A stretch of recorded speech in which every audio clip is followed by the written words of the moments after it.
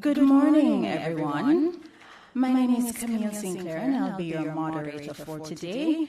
Welcome to the official launch of the Public Expenditure Review, PER, of the education sector in Jamaica, which is being executed by the Government of Jamaica through the Ministries of Finance and the Public Service and Education and Youth in collaboration with the World Bank and UNICEF Jamaica.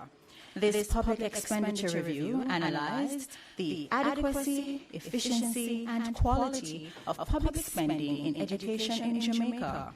These three aspects were analyzed using local data and comparisons to regional and international standards. At this time, I want to extend a warm welcome to the Minister of Finance and the Public Service, Dr. the Honorable Nigel Clark, MP, Minister of Education and Youth, the Honorable Favour Williams, MP, UNICEF Country Representative, Ms. Mariko Kagoshima, Country Director for World Bank, Ms. Lilia Burumchuk, and World Bank's Human Development Program Leader for the Caribbean, Mr. Timothy Johnston. Let me also welcome Emanuela De Gropello, Practice Manager for Education in Latin America and the Caribbean, and Ingrid Bjerk, Education Specialist of the World Bank, who are also critical in the development of the PER. I understand they're joining us virtually.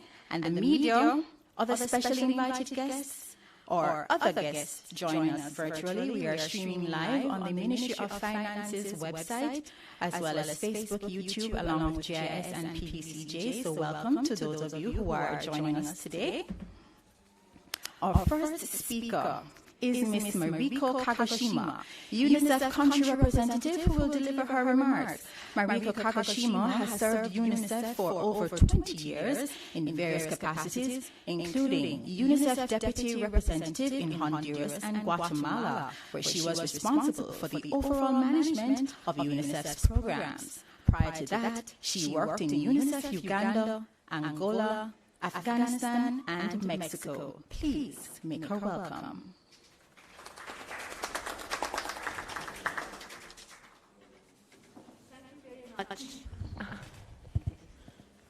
Thank you very much.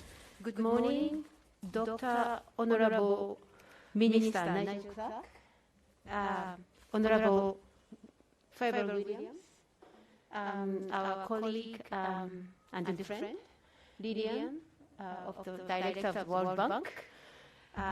Timothy, thank you very much for being here. Good morning, everybody, medias and colleagues. Thank you so much for being here.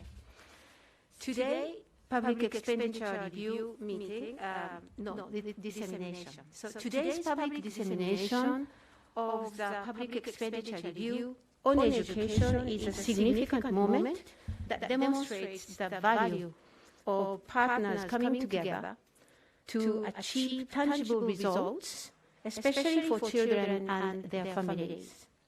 Against the backdrop of a massive learning crisis in education, exacerbated, of course, by COVID-19, UNICEF is extremely pleased to have worked with the World Bank and the Government of Jamaica on this very important review of education expenditure. The Public Expenditure Review is critical to decision-making that will impact the education of Jamaican children, an issue that we know is heavily consuming the minds of parents, teachers, school administrators, and students across the island. It is an issue that UNICEF cares deeply about. The expenditure review indicates that education spending in Jamaica is higher than the regional average, and it is in line with the international norms. However, we must all remain concerned about the current level of investment has not resulted in anticipated outcomes, such as higher student enrollment and completion rates, especially among boys and girls at the secondary school level. Before COVID-19, Jamaica's children had a learning gap of 4.5 years. The pandemic has exacerbated this situation. Estimates from the World Bank highlight that children will lose an additional 1.3 years, in addition to 4.5 years, in learning-adjusted years of schooling. This translates to a significant annual loss per student, which will have a significant negative impact on human capital and financial growth for Jamaica in the long run. The Public Expenditure Review provides additional insights and undeniable evidence that can inform policy changes and sustainable action, with the goal of optimizing the use of limited public resources to promote quality education and develop human capital. In times of economic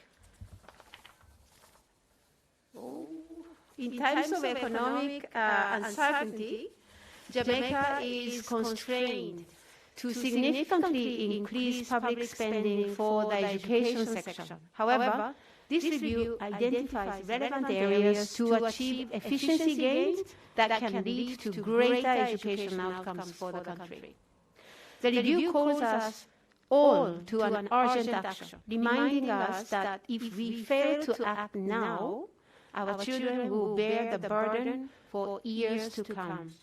As recommended, together we must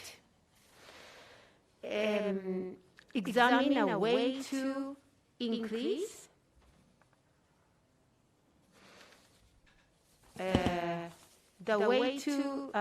examine a way to increase the education budget from 2.4 to 3.9 billion Jamaican dollars annually for next 1 to 2 years to mitigate students' dropout and reverse learning loss of these last 2 years. The projected cost of failing to do this is an economic loss of 828 billion Jamaican dollars and will have a dire effect on the lives of many Jamaican children. Continue to act decisively and ensure that Jamaica's education system provides the highest standard of quality education for all children, demonstrating the intricate link between results and investment. Advance the full integration of result-based budgeting under the government medium-term framework across all MDAs. UNICEF has been pleased to partner with the government of Jamaica to support the optimization of public resources in the area of education and health in collaboration with PAHO and UNDP through the United Nations Sustainable Development Goals Fund. The fund has provided resources valued at $1.2 million US. As part of this joint program, in 2021, UNICEF and PAHO supported the training of close to 180 public officials in result-based budgeting and developed tools to promote greater efficiency, effectiveness, and equity in both ministries. We have also commenced work to conduct deep dives on some of the areas identified as critical by the Public Expenditure Review. We will also be supporting a parallel capacity-building exercise with budget officers. In this vein, UNICEF has developed this budget calendar, which will be shared to all participants today. But this calendar goes up to March next year because it is in accordance with calendar year. UNICEF is committed to continuing to leverage global resources and technical assistance to support the Ministry of Education and Youth and the Ministry of Finance and Public Services towards ensuring timely actions are realized, especially for priorities linked to the SDGs and Jamaica's Vision 2030 that affect the well-being and future of our children. As UNICEF Jamaica embarks on our New Country program for the next 5 years, our commitment to supporting the government and the people of Jamaica will be deepened and expanded. We are encouraged by the government's continued receptiveness towards fostering additional technical collaboration, and we extend our gratitude to the Minister of Finance and the Minister of Education and Youth for championing and expanding this dialogue. We have much work to do together. Thank you.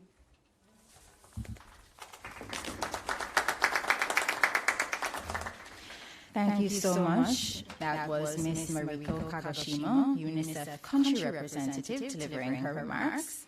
I will now ask Ms. Lilia Burunchuk, Country Director of World Bank, to deliver her remarks. Ms. Burunchuk is responsible for maintaining a solid partnership with countries to address their development challenges.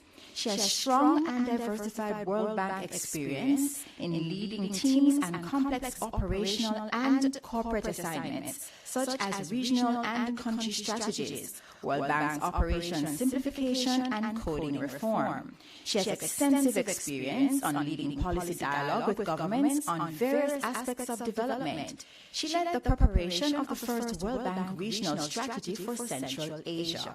Prior to joining the bank, Ms. Burunchuk was a deputy governor of the National Bank of Moldova, which is Moldova's central bank.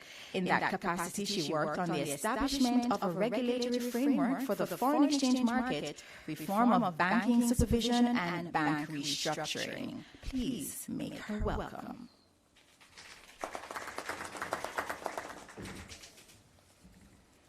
Good morning, everyone. Honorable Minister Williams, Honorable Minister Clark, dear participants, it is great to be here today to launch the public expenditure review, which we worked together hand in hand with UNICEF. And I'm very proud of this partnership and the results of this work. Last 2 years have been really difficult for the entire world, and they have been difficult for Jamaica, and they have been particularly difficult for the education sector and for our children, because this pandemic has affected school results and actually has affected the prospects of this coming generation. And I'm really glad that we're discussing this report today, and we're discussing the next steps because we would like to make sure that this next generation doesn't lose the potential that they have to live better lives in the future.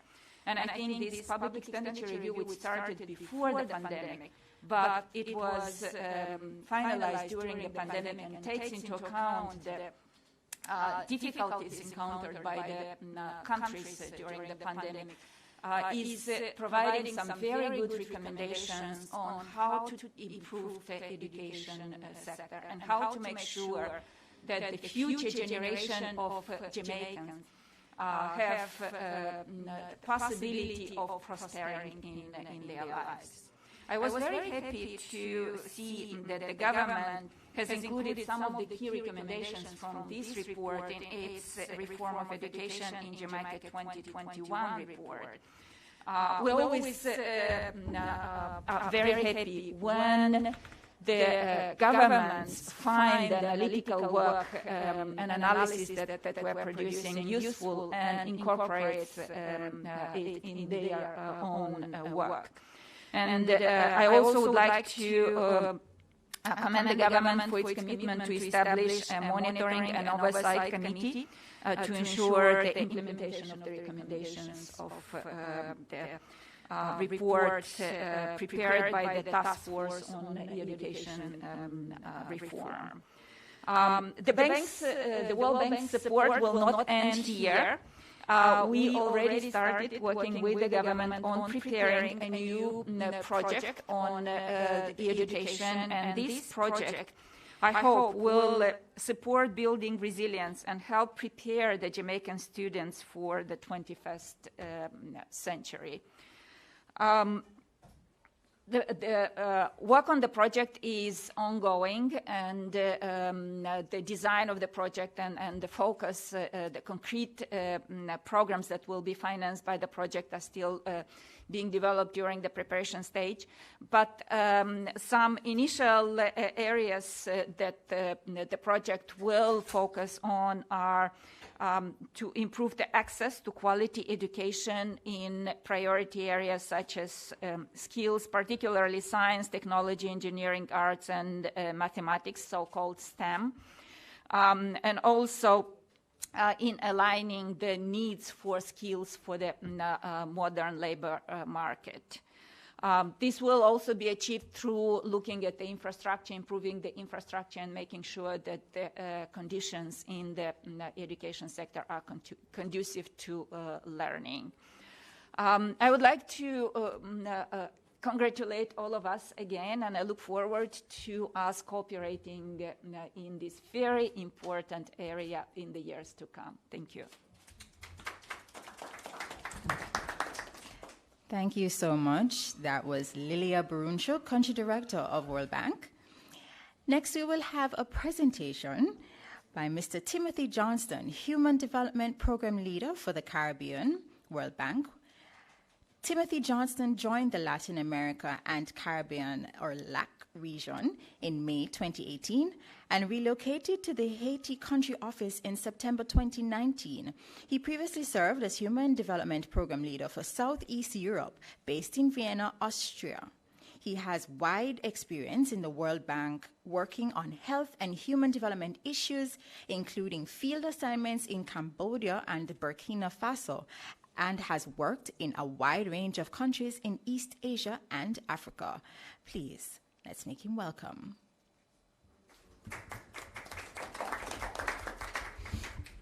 Thank you so much for the warm welcome, and express appreciation to the ministers for hosting this event, to UNICEF for the excellent partnership, and for the members of the press for their presence and interest.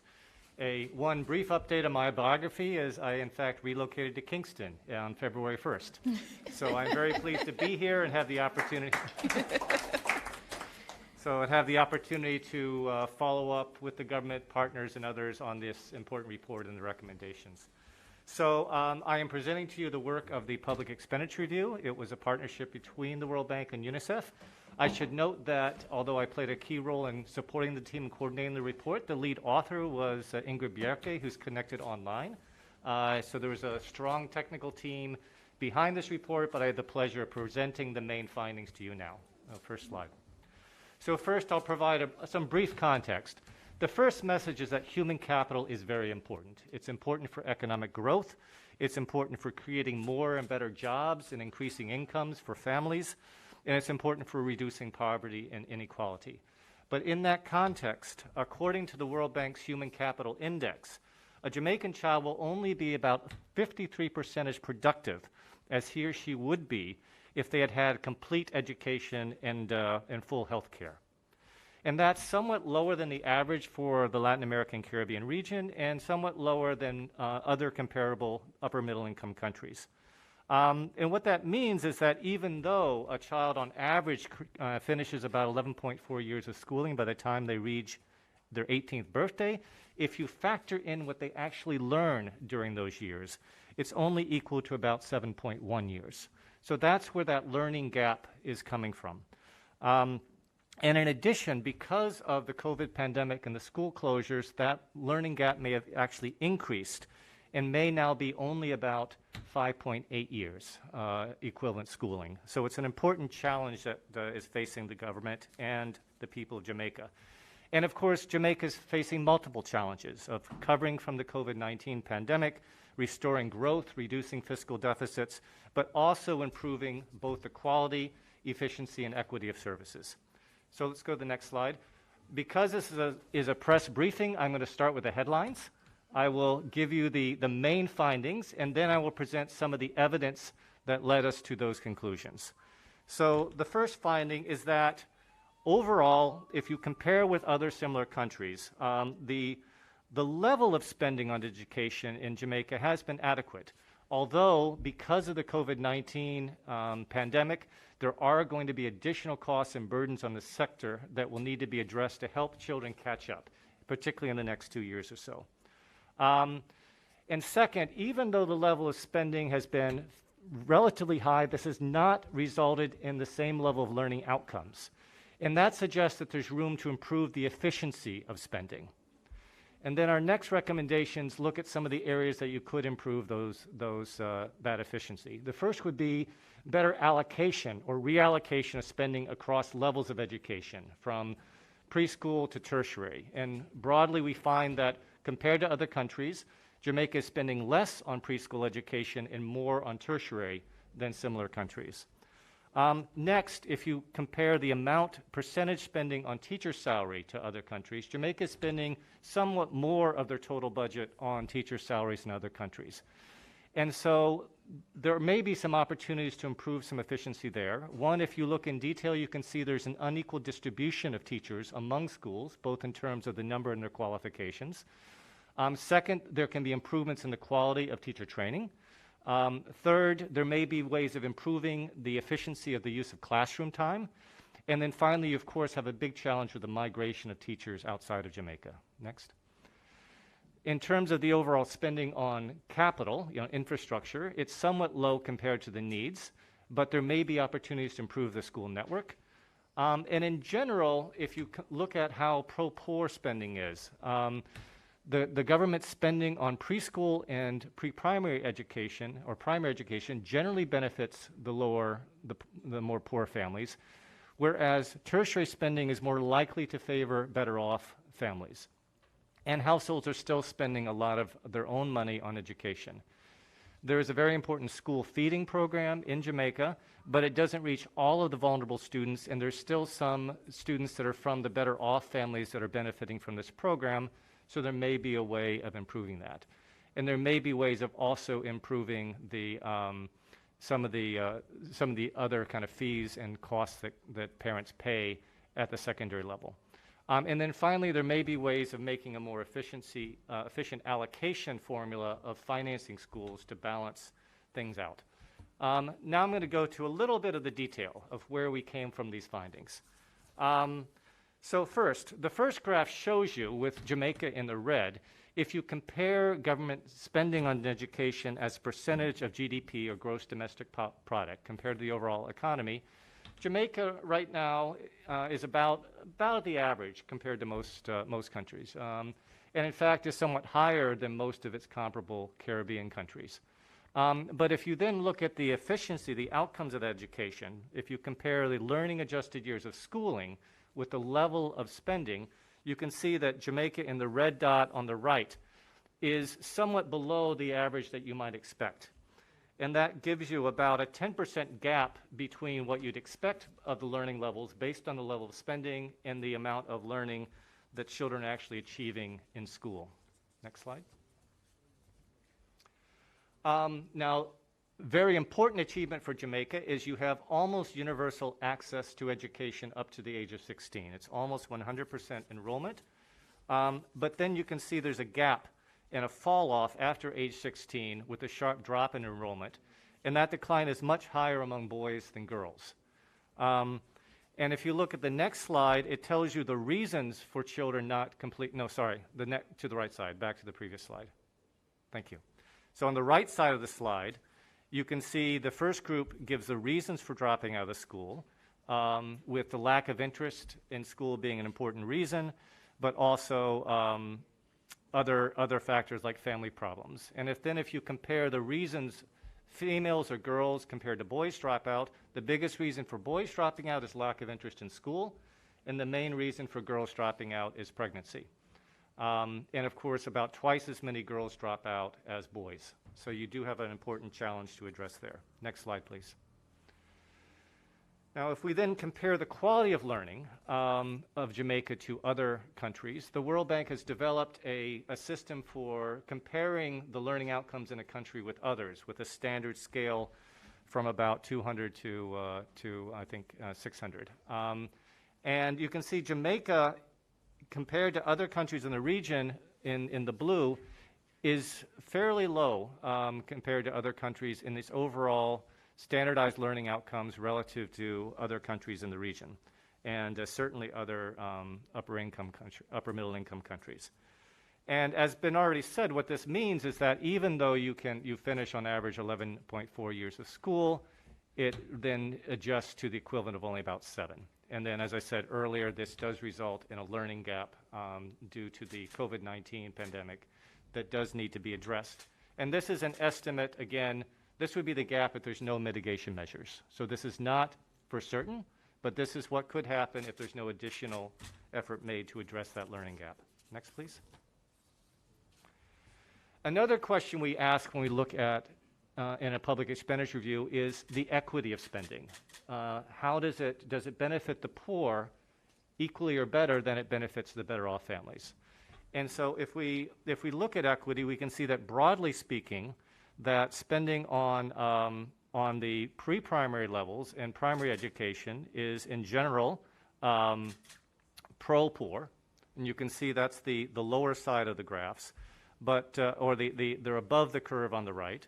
But on tertiary education, it's relatively more of the better off people, the better off families that are benefiting from tertiary education.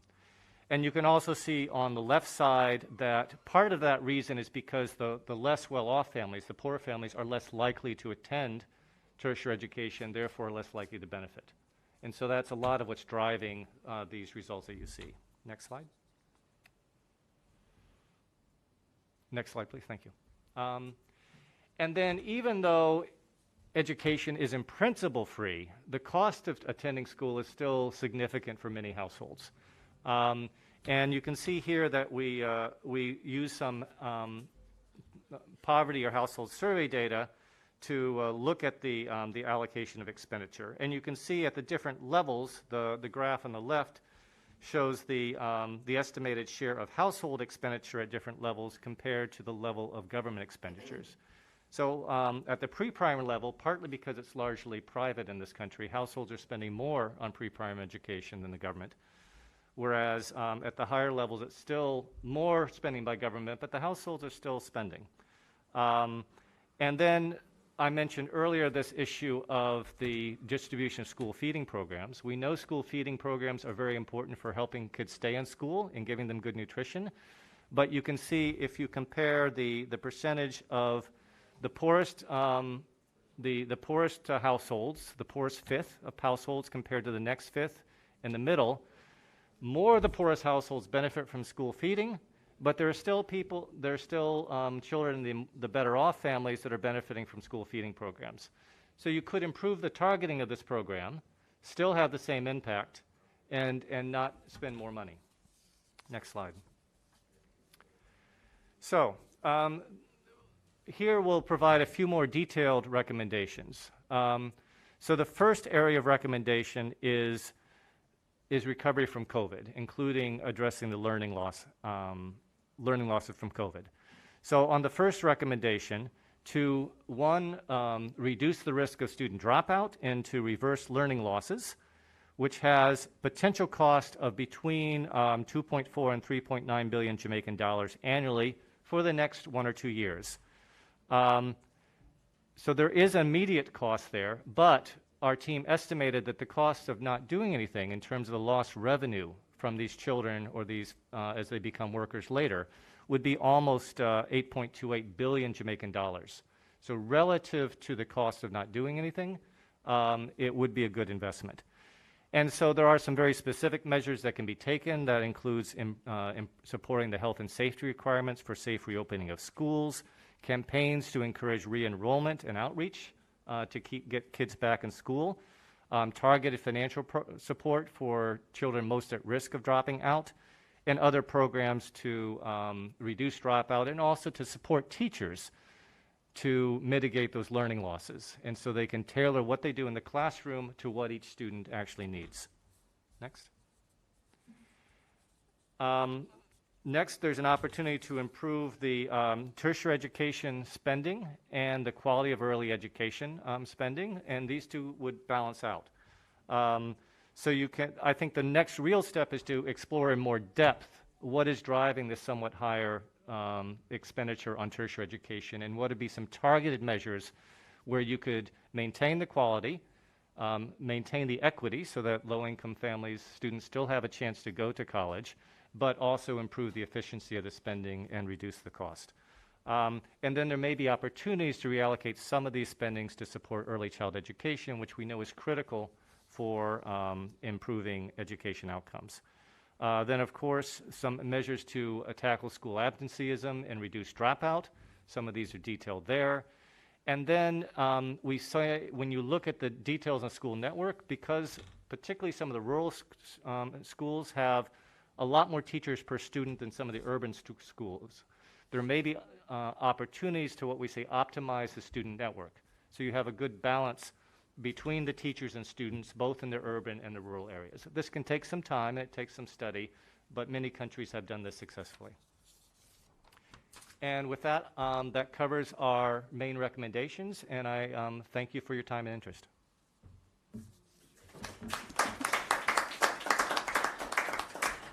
A very insightful presentation, Mr. Johnston. Thank you so much. We now get into our remarks from the Government of Jamaica, starting with the Ministry of Education and Youth, by the Honorable Favour Williams MP, Minister of Education and Youth. Minister Williams is the Member of Parliament for St. Andrew Eastern. She has extensive experience in the private sector, both locally and internationally, in areas such as market risk management, investment research, information systems, and more. Minister Williams is a chartered financial analyst by profession. She has an MBA with concentration in finance from the Wharton Business School at the University of Pennsylvania and a BA in economics from Harvard University in Cambridge, Massachusetts. Ladies and gentlemen, the Honorable Favour Williams. Thank you. Thank you so much, Madam Moderator. Let me acknowledge the Honorable Dr. Nigel Clark, Minister of Finance and the Public Service, and Honorable Marcia Smith, State Minister, as well here at the Ministry of Finance and the Public Service. Ms. Mariko Kagoshima from UNICEF, always with us. Thank you for your assistance in the education sector. And the team that's with you this morning, let me also acknowledge Ms. Lilia Barunchuk, Country Director, World Bank, who's working with us at the Ministry of Education and Youth, in particular looking at infrastructure and how we can improve on what we have. Let me acknowledge as well Mr. Timothy Johnston, Human Development Program Leader for the Caribbean World Bank, and your team, members of my team from the Ministry of Education and Youth. Ladies and gentlemen, good morning. The Ministry of Education and Youth welcomes this public expenditure review and analysis from the World Bank and UNICEF on Jamaica's public education spending. It adds to others, including the recently published Jamaica Education Transformation Commission's report that we've been analyzing to help determine the Ministry of Education and Youth's policy directions in the short, medium, and long term. It is imperative that policies and initiatives are guided by empirical data, and the overview and recommendations provide much needed material for internal discussion within the Ministry of Education and Youth and the government, and with the wider public about possible shifts in policy priorities, areas of focus, and allocation of funding. The analysis reinforces the fact that Jamaica's expenditure on education is relatively high and adequate when compared to that of other Caribbean states and in line with international standards at an average of about 5% of GDP. There remain concerns, however, about resource allocation across the sector, the built-in inefficiencies, and the underutilized capacity in some areas. Jamaica has long recognized that the development of human capital is critical to our economic development, and that a strong educational foundation is imperative to achieve our goals. Yet, there are historical and social dynamics that continue to have an impact on reform and transformation of the education sector to achieve the greater efficiencies and improved outcomes that we desire.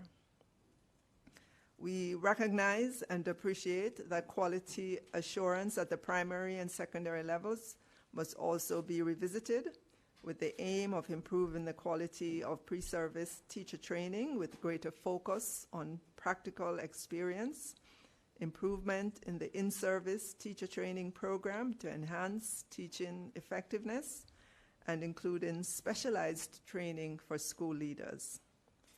The good news is that some of these measures are already underway, and our implementation of the specialist teacher program at the primary level is one step aimed at addressing weakness in numeracy and literacy performance. The long-standing challenges to the education sector have been exacerbated by the COVID-19 pandemic, and so we have to put additional resources into addressing learning loss experienced by our students over the past 2 years, while at the same time dealing with the much-needed infrastructure development across all our schools. Efforts to mitigate and prevent student dropout require a wide societal understanding of what this means to the students' personal development and future social prospects. In other words, does a family understand the long-term implication of having a child helping out with income earning now, as against the benefits of investing the time in their education? And I speak to our initiative to open up grades 12 and 13 as an additional 2 years of high school for our students. Many would rather try to find a work now, even though they have no certification or have not attained the required mathematics and English at the Caribbean Secondary Education Certificate CSEC exam level. We have been doing all we can to encourage our parents to continue to invest in their children's education, because their job prospects would be brighter if they leave school having skills and having attained certification.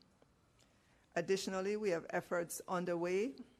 We've called it the Yard to Yard Find the Child, and it's literally, physically going yard to yard to ensure that all our children are back again into the face-to-face environment in our schools.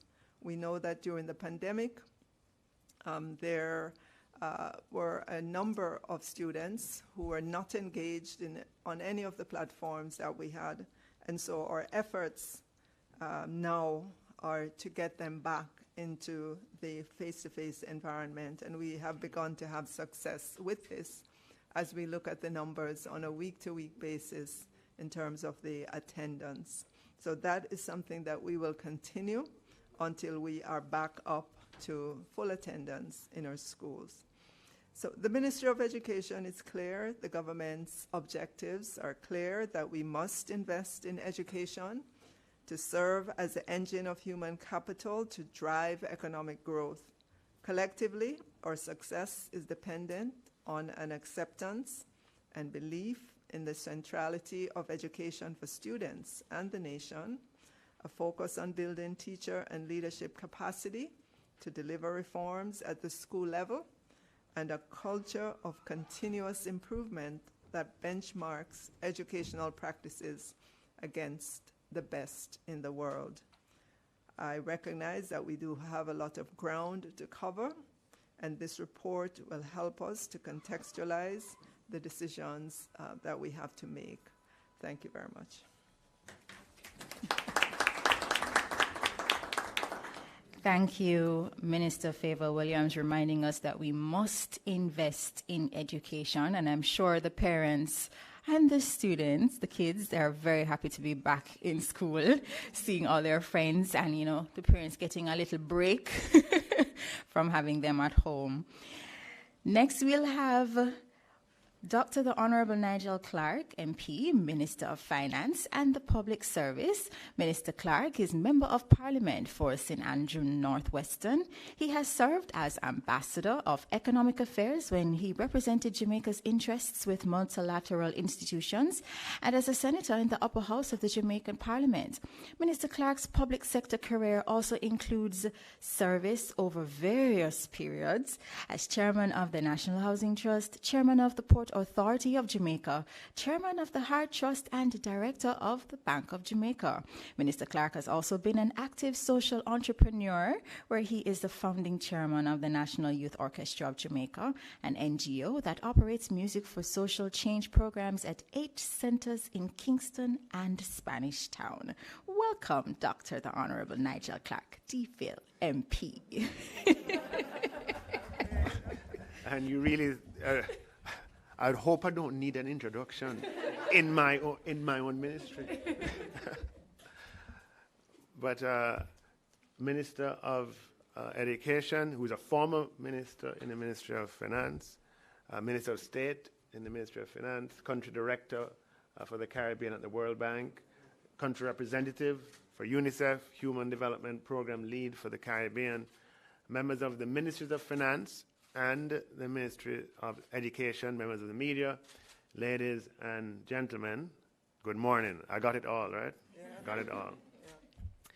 I'm very, very pleased to be a part of this public engagement where we are launching the Public Expenditure Review that's conducted jointly by the World Bank and UNICEF. We believe in analysis to inform policy. We start from a premise that there's a lot of power for transformation in the policy choices that we make as a country. We have shown through the greatest of storms that by making good policy choices, we can weather storms and recover faster than our peers in the region and otherwise. We have to take that experience and bring it to other areas. That by making informed policy choices, we can transform our circumstances. It was in that spirit that I reached out to the World Bank with the consent of the Minister of Education a few years ago, prior to the pandemic, to help us analyze the data from a financial point of view. The Ministry of Finance makes the largest allocation in the budget to the Ministry of Education, nearly $120 billion each year, which you have seen 5.2% of GDP and 19% of the non-debt budget. And what we wanted to find out is, wait, look, we understand that on a comparative basis, the quantity of the expenditure is adequate, as the review has confirmed. But what about the quality of the expenditure? What about getting the most out of every dollar that we're spending? And the World Bank and the UNICEF are able to look at the entire range of data, make comparisons with other countries, and perform the kind of analysis that we, doing in country is probably more difficult to do. And the report, this is just the summaries that have been discussed here, but the report I encourage everyone to read because it makes some insightful findings. Now, the purpose of, we believe in not only the role of data to inform policy, but we believe in the transparency of data and of information. Many people might think, why is it that you would want to have this data that is not all flattering? Why do you want to have it in the public domain? Aren't people going to use it against you? Well, we depend on the rationality of the citizens of Jamaica. Everyone knows that the problems that we face here today are not the problems made in the last couple of years. They're problems that have accumulated over a long period of time. Yeah. And we have to have the courage to confront these problems. Now, the only way in which we'll have the courage to confront the problems is if we have the information. And in a democracy, it's not sufficient for the leaders to have information. What you need is for the people to have information so that they can support the policy choices that have to be made, which oftentimes on the surface can seem counterproductive or can seem to be against certain stakeholder groups or so forth. So we hope that by being completely transparent about the data, completely open about the information that has come out of this review, that it can catalyze the support in the society for the reforms that are necessary. Our school system was, to a large degree, built out many, many years ago, many decades ago, where our schools are located and the population that they serve and the numbers of children in each school is not all uniform, and there is room for much greater degrees of efficiency if we can muscle the ambition for reform. And so the purpose of making this information available, and we depend on our media partners here, not only to cover the press conference and to cover the sound bites from the press conference, but to dig deep into the expenditure review and bring to the public the data, the information, and the analysis that can allow for public opinion to be galvanized and for support to be accumulated so that the policy choices that are necessary to ensure that we move forward in the way that we have the potential to, that we capitalize on this. So I've said my piece. It's up to you now, right? Thank you very much, ladies and gentlemen. Thank you so much, Minister Clark. I think for the last 2 years, we've been exposed to two words in particular, resilience and recovery. You have always spoken about those two things, but you mentioned transparency just now, and transparency is a part of the Ministry of Finance's core values, and transparency leads to integrity. So doesn't matter what the information is, we're letting persons know about it, because that's how it all starts for the change to take place. All right? So thank you so much. Now we are into our questions and answers segment. And we have persons who are joining us virtually via Zoom who may have questions.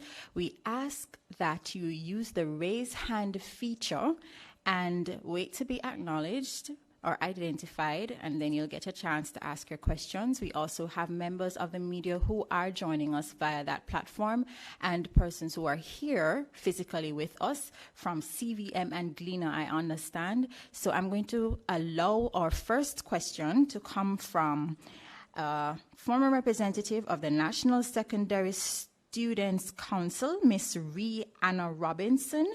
Miss Robinson, you have a question?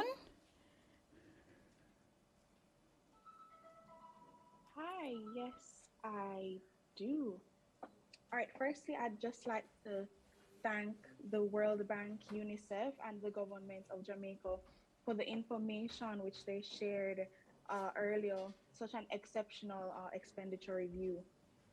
As a former representative of the National Secondary Students Council, I have experienced the very building blocks of the learning crisis that we have at hand. And I also have had the opportunity to represent students on a national scope. I've gained a reasonable understanding of the magnitude of this situation, and I'm exceedingly concerned with the level of inequity that affects access to education, to quality education for our students. This is particularly for students who are currently unaccounted for, as well as students who have experienced significant learning loss, more so now that schools have been reopened. We have seen where during the 1.3 years when students were learning largely online, 120,000 of our primary and secondary students were disengaged from the education system. We have seen where school-age children are reported to be heading to the boatyard rather than to school. During my time as a national student representative, which was quite recent, I came to understand how some students would have fallen behind, but the learning processes around them still continued. With no interventions occurring for them, this not only affected their academic performance, but also their mental well-being. These are students who were present online and had hiccups along the way due to several realities. I was one of those students who suffered online. Many assignments never made it in, many classes were missed. My overall performance plummeted as I played catch-up. Fortunately, I received private outside assistance to bring me up to speed, which is really the opposite to the reality of many of our students. With that being said, can we stop to imagine those who would not have been able to attend any classes and have been unaccounted for altogether? and it may only be a matter of time until it is confirmed that their reintegration into formal schooling is no longer a possibility unless we act urgently. My question is to the Minister of Education and Youth. My question is one that concerns many students across the island. Minister, what are the intervention and reintegration methods being carried out by your ministry to urgently combat the learning crisis our nation's children are now experiencing? I would have heard mention of the Yard to Yard initiative. I would love for you to expound on that and to also include other initiatives that have to do with both the intervention of students who would have been falling behind, who would have lost that 1.3 years of learning, and the reintegration methods being carried out. I believe that this issue requires a forward-thinking and inclusive solution, as the fate of our nation depends on it. Thank you. Thank you so much for that question. Let me deal with the issue you raised about the 120,000 students that were estimated that did not participate in school during the pandemic.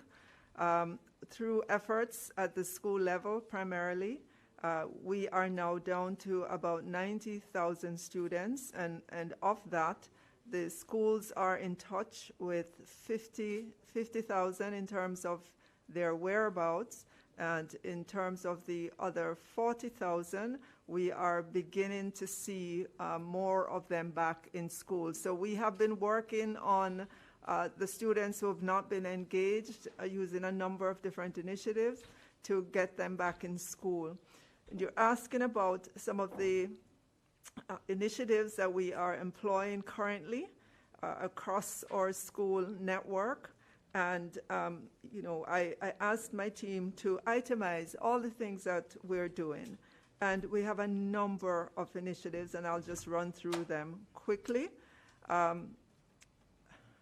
Number one, we are helping to retool and empower our teachers. So we are giving them more sessions in terms of psychosocial sessions in order to be able to help to re-socialize the students when they come back into the face-to-face environment. We're integrating more ICT into the classroom. We're organizing for learning. We're using the individual learning plan approach so that each student will be able to get some attention from the teacher in terms of their learning progression.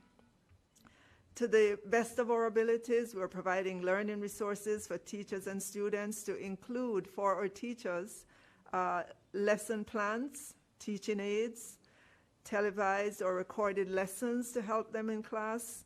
We are currently as well in the process of ensuring that all our teachers in the primary school are equipped with a laptop so that it can enable them in the classroom in terms of the teaching and learning experience. We are providing diagnostic tools to help teachers identify learning needs for the students so that we know that as the students come back, they're at different points on the learning scale. And so we're giving teachers these tools so that they can help to identify exactly where the children are and to be able to tailor the intervention for those children. You might recall that last summer we increased the learning opportunities by fully funding summer schools and extra lessons for students, and we will continue to do that throughout the school year and into the summer. We have a 24-hour learning channel for children for those who are more self-directed to get access to that. We've increased monitoring in our schools, and you do know that in the education sector we have education officers, and we've increased the use of our education officers. Additionally, we are engaging our parents more using our National Parent Support Commission, and we have a target of reaching about 70,000 parents in order to get them into programs as well that will help them to help their children while they're at home. And of course, I mentioned the Yard to Yard Find the Child initiative, which is aimed at locating, going into homes, understanding what are the reasons students are not engaging in education, and to look across government to work with our sister ministries to bring interventions to those homes as well.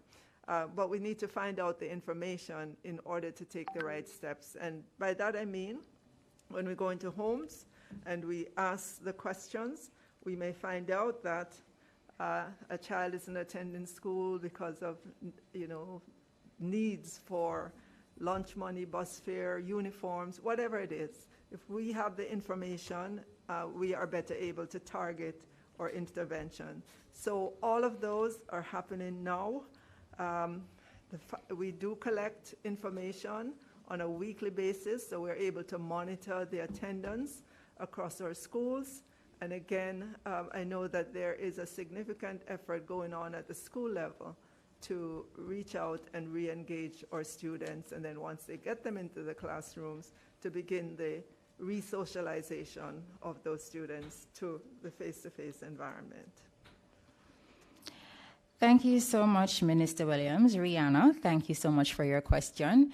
We have a question from here, from one of the members of the media. We just ask that you introduce yourself, where you're from, and then you pose your question. Thank you.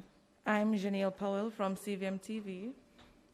And let me just preface my question by expressing my appreciation for being so transparent as to what's going on within our sector. However, what I've heard from the government is that they acknowledge the recommendations coming from these various parties, but I want to know which of these will be taken up in the short term, particularly concerning early childhood education. Sure. So with regards to early childhood,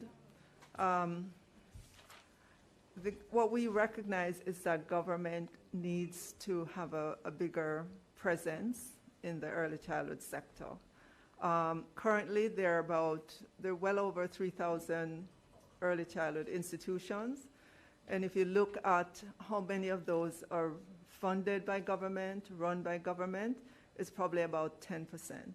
So the government has recognized that there needs to be transformation in the early childhood sector, meaning have more schools that are funded, run by government with experienced practitioners who understand the learning process of children who are in the 0 to 6 years range.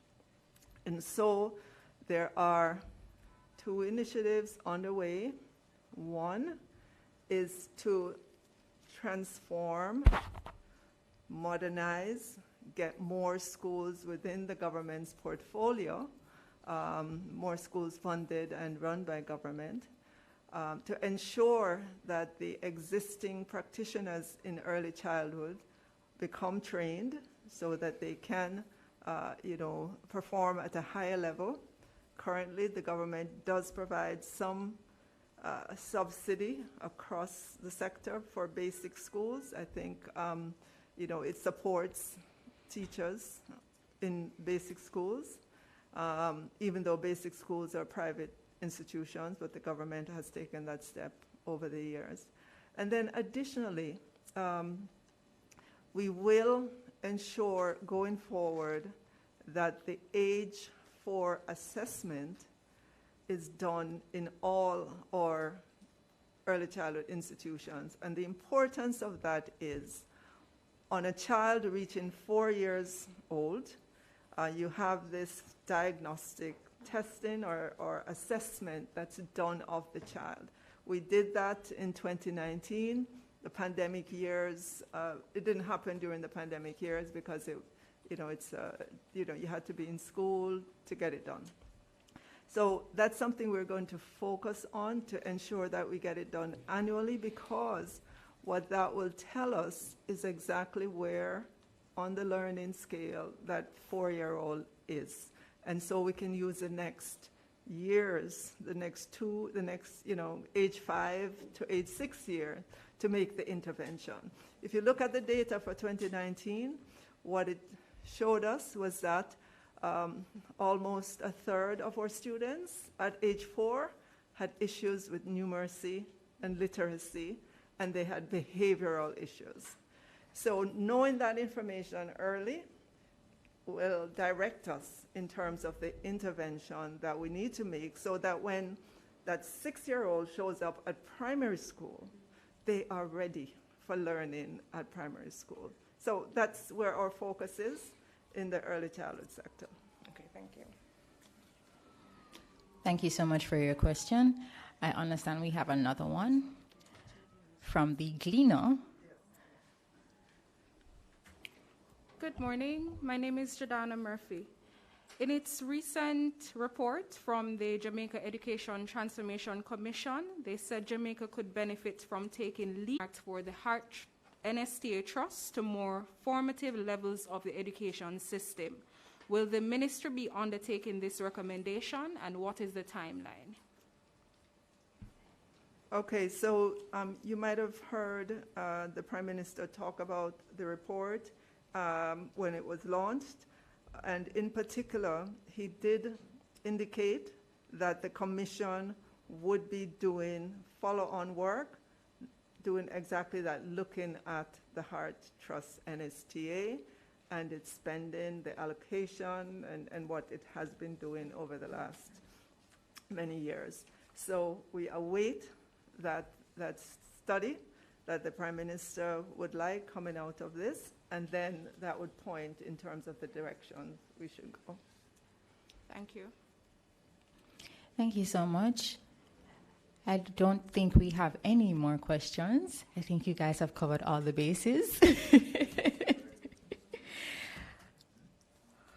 All right, so once again, thank you for joining us today for the official launch of the Public Expenditure Review, PER, of the education sector in Jamaica. This initiative was executed by the Government of Jamaica through the Ministries of Finance and the Public Service and Education and Youth in collaboration with the World Bank and UNICEF Jamaica.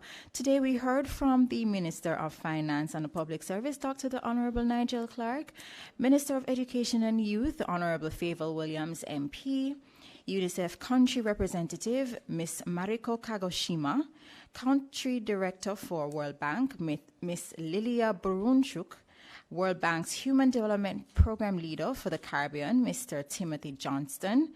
And we'd like to thank our State Minister in the Ministry of Finance and the Public Service, the Honorable Marcia Smith, for joining us for this significant event. As a reminder, this public expenditure review analyzed the adequacy, efficiency, and quality of public spending on education in Jamaica. Thank you for joining us. It was a pleasure being your moderator. I'm Camille Sinclair, wishing you a productive rest of the day.